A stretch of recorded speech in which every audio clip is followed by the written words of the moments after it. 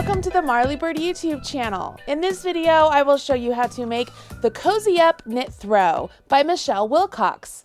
This is a free pattern available at redheart.com. I've put a link to the pattern and the full list of materials in the video description box right down there below. And while you're down there, please smash that like button, as my kids say. This knit throw uses 3 different colors and 1 ball each of the brand new yarn Sweet Home by Red Heart Yarns. This yarn is fun and fluffy and comes in many different colors for you to pick and choose from. All you need to do is select 3 of your favorite colors, grab yourself a set of size 13 circular needles, and we can jump in with this really great project. To make this throw, you only need to know 5 basic things: how to cast on, how to do the knit stitch, how to change colors, how to bind off your stitches, and then how to weave in your ends. Let's go ahead and learn the cast on. You will treat the circular needles just as you do straight needles. Even though they are joined down here with the cord, we will treat each one as if they're individual needles. Go ahead and grab your yarn, and we begin with the slip knot. Place the tail of the yarn in the palm of your hand. Take your working yarn, wrap it around your forefinger and your middle finger. When you come back up, cross over. Rotate your hand, go underneath that front loop, grab the back loop, and take them off your fingers. Grab your needle, and we will place that slip knot directly onto one needle.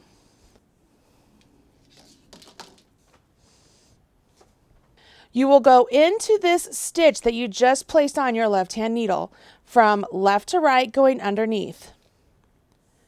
Take your working yarn, wrap it around the right-hand needle. Can you see that? I'm going to do that one more time. Working yarn, wrap it around the right-hand needle. Now the goal is to take this working yarn and pull it through the yarn that's on our needle. So I will hold my right-hand needle and hold my working yarn at the same time, and then maneuver the right-hand needle through that stitch and pull that loop through. I extend this loop ever so slightly. I'll take my left-hand needle, swivel, and put that stitch on my left-hand needle. Let me show you again. I'm going to go into the new stitch I just created. So from left to right, I go into that stitch, yarn over my right-hand needle, bring that yarn over and the needle out of the stitch I went into, extend, swivel my left-hand needle, and come underneath to put that stitch on. Go into the new stitch, yarn over, come out, extend, swivel, and scoop. In, around, out, extend, swivel, and scoop. In, around, out, extend, swivel, and scoop. In, around, out, extend, swivel, and scoop. Okay, we are placing new stitches onto this needle, and as we start creating more and more stitches, these will move, and they will rest on this circular needle, allowing you to have a larger number of stitches on your needle without them having to be super squished up. Go ahead and cast on a total of 86 stitches.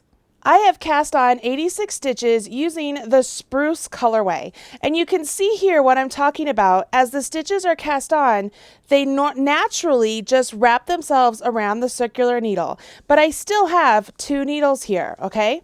So this is how I was casting on my stitches, okay? So I had all my stitches just like so.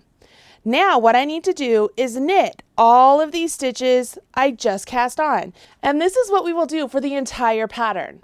To knit these stitches, we are going to do the exact same motion we did when we were casting on by going into the first stitch from left to right, take our yarn, wrap it around our needle, and then pop that needle out.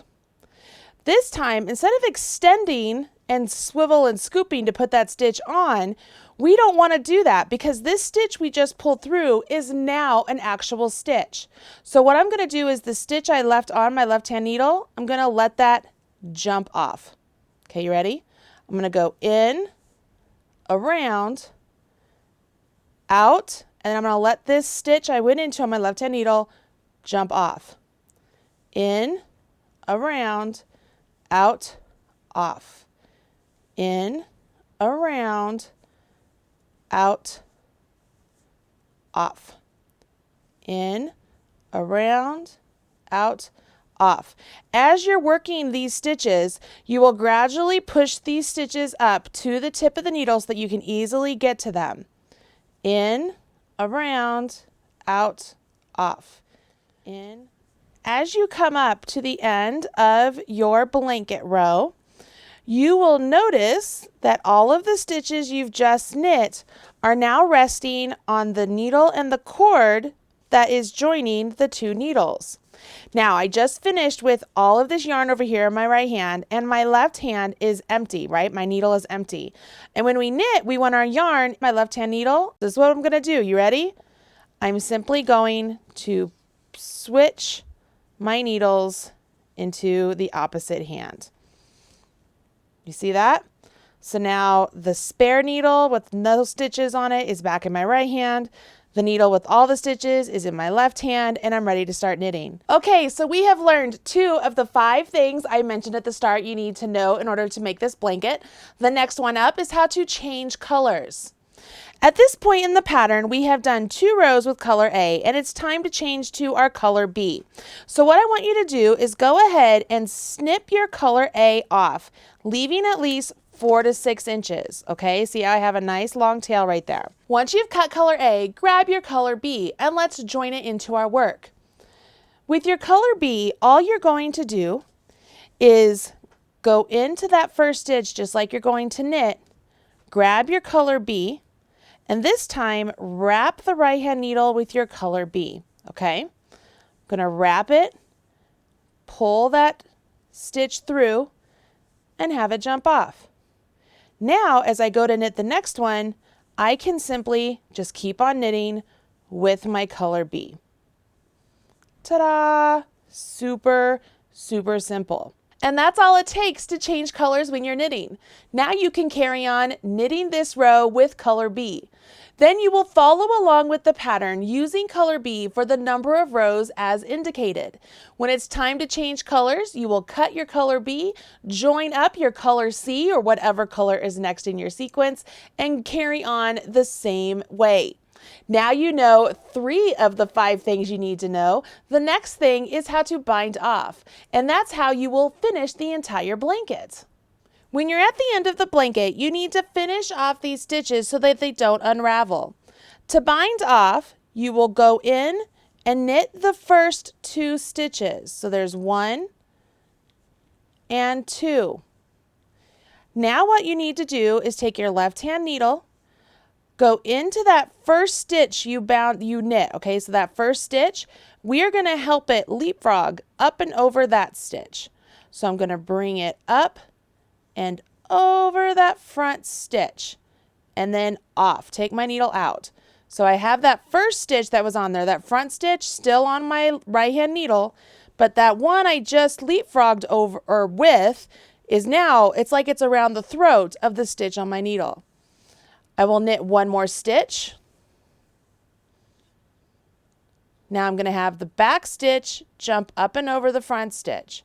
So I'm going to grab it, help it to jump up and over that front stitch and off. Knit 1 more stitch, back stitch, jump up and over that front stitch and off. And this one really shows you how the front stitch is still on my needle and the stitch that jumped up and over is like it's strangling, or it's a scarf around the stitch on my right hand needle. And you would knit the next stitch, because you always want to get to where there's 2 stitches on your right hand needle, have the back one jump up and over the front one. You do this all the way down the row. When you're left with 1 stitch left on your right hand needle, you would go ahead, cut your yarn, leaving at least 4 to 6 inches, remember, and then you just pull that loop through and it locks it in place, okay? And this would be a very tiny blanket, but this is how you would finish your blanket. All of those stitches are bound off. This was our cast on edge. And now the last thing to do is number 5, how to weave in your ends. Because we're changing colors every so often, we're going to have quite a few ends to weave in. And we have these nice garter stitch ridges coupled with the fluffiness of this yarn. It's going to make it really easy for us to weave in our ends without them showing. We're going to use a bent tip tapestry needle. And what you're going to do is thread your yarn into that bent tip tapestry needle. Okay, it just squish it around the needle and it goes pretty nice. Then working along this ridge, what I like to do, I simply just like to weave in and out along the ridge. And I'll do all of this on one side of the blanket. See how I just wove in and out of that? You really can't tell. The only reason you can tell right here is because it's a different color. But even with all the different colors mixed in, you really can't tell. Then I like to go ahead and work my way back, going underneath the stitch that I just kind of wove in, okay? So it's still showing that orange bit, but I'm coming back through. All right, it just allows it to really kind of get stuck in there. Now, because this yarn is nice and fluffy and it will hide a lot of things, I'm allowed to actually put a knot in my knitting, which is like sacrilege if you know me at all. But go ahead and place a knot in your actual knitting. And because of the structure of the stitch, that will help everything stay in place, and your knot isn't going to show. It's going to just blend itself in with all of the fuzz, and that allows you to go ahead and snip your tail nice and snug, and it's not going to come undone. I typically never put knots in my knitting because we're not supposed to. But when you're using a big fluffy yarn like this, a little knot is really not going to show up, and it's going to just blend itself really nicely into the work. And there you have it. You know all 5 things you need to know to make this really great throw blanket. It uses 1 ball of each color of Red Heart's Sweet Home yarn. This is a really fun yarn. It's a size 6 yarn, making it a very fast project and great for beginners. I'm Marley Bird, proud national spokesperson for Red Heart Yarns, and please check out other videos I have here on the Marley Bird YouTube channel for beginners and experienced knitters and crocheters alike. I'll see you next time. Bye.